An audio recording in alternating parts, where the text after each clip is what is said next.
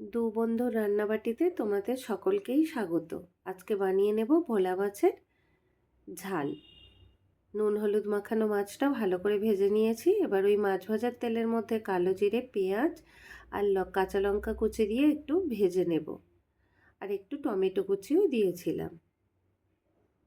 ভাজা ভাজা হয়ে গেলে দিয়ে দেব রেগুলার মশলা, ধনে গুঁড়ো, জিরে গুঁড়ো আর হলুদ গুঁড়ো দিয়ে একটু কষিয়ে নেব।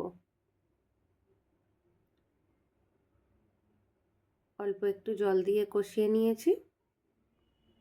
এবার একটু ঢেকে দেব।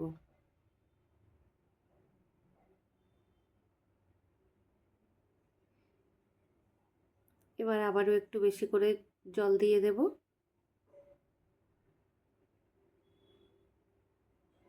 এবারে ঢাকা দিয়ে একটু রান্না হতে দেব।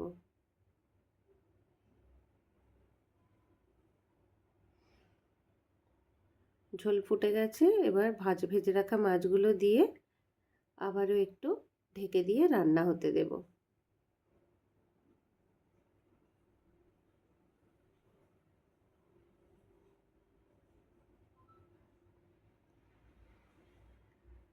ভোলা মাছের ঝাল হয়ে গেছে। এবার উপর থেকে ছড়িয়ে দেব ধনে পাতা কুচি।